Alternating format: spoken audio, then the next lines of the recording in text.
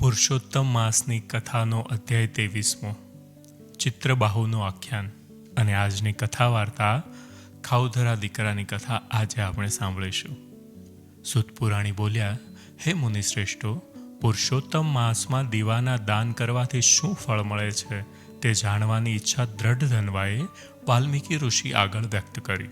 આથી વાલ્મીકી ઋષિએ તેમની સમક્ષ ચિત્રબાહુ રાજાની જે કથા કહી તે હું આપને સંભળાવું છું. સૌભાગ્યનગરમાં ચિત્રબાહુ નામે એક રાજા હતો. તે જ્ઞાની, શૂરવીર અને સત્યવાદી હતો. તે ભગવાનનો ભક્ત હતો. તેની પાસે અઢળક ધન હતું. તેને ચંદ્રકલા નામની ભાગ્યવાન અને પ્રતિવતા સ્ત્રી હતી. ચિત્રબાહુ આનંદમાં રહી પ્રભુ ભક્તિ કરતો અને પ્રભુના ગુણગાન સાંભળતો રહેતો. એક વેળાએ તેમને ત્યાં અગસ્ત્ય મુનિની પધરામણી થઈ. રાજાએ તેમને પ્રણામ કરી આસન ઉપર બેસાડી ભક્તિભાવપૂર્વક પૂજા કરી અને કહ્યું, આજે મારું રાજ્ય પાવન થઈ ગયું. મારી પાસે જે કંઈ હોય તે હું આપના ચરણમાં ધરવા તૈયાર છું. આ બધું સોંપીને એકાંતમાં જીવન સફળ કરવાની ઈચ્છા રાખું છું. અગસ્ત્ય મુનિએ કહ્યું, હે રાજા, તું ભાગ્યશાળી છે. તારી પ્રજા ધન્ય છે. તું વિષ્ણુનો ભક્ત છે. તેની પત્નીને આશીર્વાદ આપતા કહ્યું, તું અખંડ સૌભાગ્યવતી થજે. પતિ અને પ્રભુની સેવા કરજે. આ પ્રસંગે રાજાએ મુનિને પૂછ્યું, મને રાજવૈભવ, અઢળક લક્ષ્મી, પતિવ્રતા પત્ની આદિ કયા પુણ્યના જોરે મળ્યા છે તે જણાવશો તો ઘણી કૃપા થશે. રાજાની વિનંતીથી પ્રેરાઈને અગસ્ત્ય મુનિ સમાધિસ્થ બની બધી વિગતો જાણી કહેવા લાગ્યા. તું પૂર્વજન્મમાં ચમત્કાર નામના નગરમાં મણિગ્રીવ નામનો શૂદ્ર હતો. તું નાસ્તિક, દુષ્ટ અને પાપી હતો, પરંતુ તારી પત્ની પતિવ્રતા હતી. તારા કાર્યથી તંગ આવી તારા સગાવાલા અને મિત્રોએ તને ત્યજી દીધો અને તારું બધું જ જપ્ત કરી લીધું. આથી તું અને તારી પત્ની જંગલમાં જઈ જીવહિંસા કરી ગુજરાન ચલાવતા હતા. એકવાર ઉગ્રદેવ મુનિ રસ્તો ભૂલી જતા જંગલમાં અટવાઈ પડ્યા. તેમને સખત તરસ લાગતા તે બેભાન થઈ ધરતી પર ઢળી પડ્યા. એટલામાં તું ત્યાં આવી પહોંચ્યો અને દયાથી પ્રેરાઈને તું મુનિને પોતાના ઘેર લાવ્યો.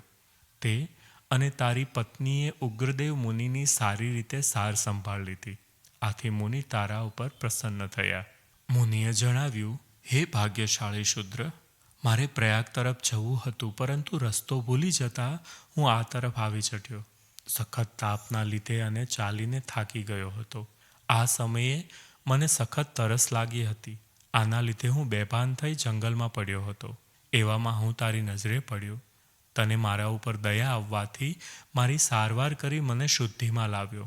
આમ તે મને જીવનદાન આપ્યું છે. બોલ, હું તને આનો બદલો કેવી રીતે આપું?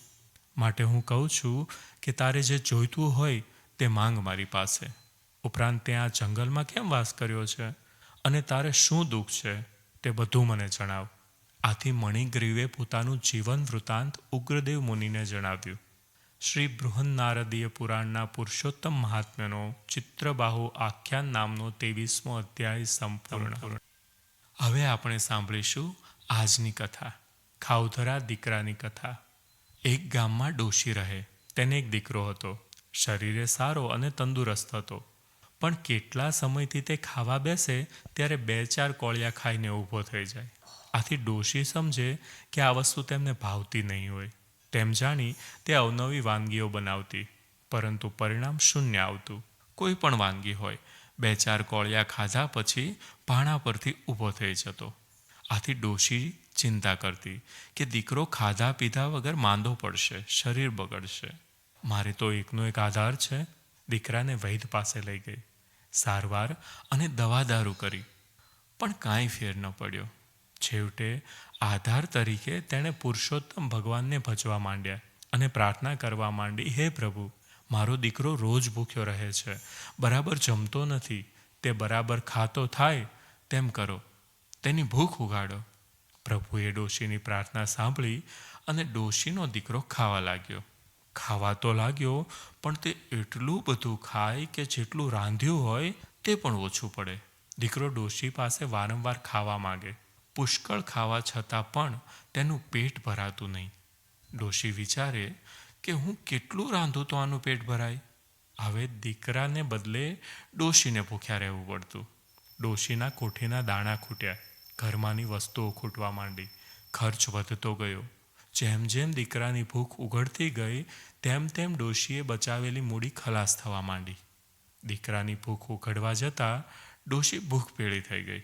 ડોશી મંદિરમાં જઈને પ્રભુને પ્રાર્થના કરવા લાગી, હે પ્રભુ, તમે મારા દીકરાની ભૂખ એટલી બધી ઉકાળી દીધી કે તે હવે ગમે તેટલું ખાય તો પણ ધરાતો નથી. માટે એવી દયા કરો કે દીકરો માફકસર ખાતો થાય. હવે ઘરમાં કંઈ છે નહીં. મંદિરના પૂજારીએ ડોશીની પ્રાર્થના સાંભળી. તે સમજુ હતો. તેણે ડોશીને સલાહ આપી, ડોશીમાં, કાલથી પુરુષોત્તમ માસ શરૂ થાય છે.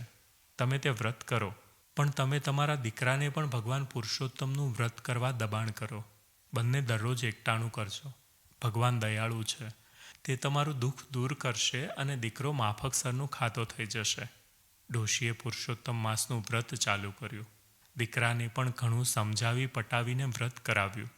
મા દીકરો વહેલી સવારે સ્નાન કરવા જાય, ત્યાં કાઠા ગોરમાનું પૂજન કરે, કથા વાર્તા સાંભળે. આમ થતાં દીકરાની જડબુદ્ધિમાં ચેતન આવતું ગયું.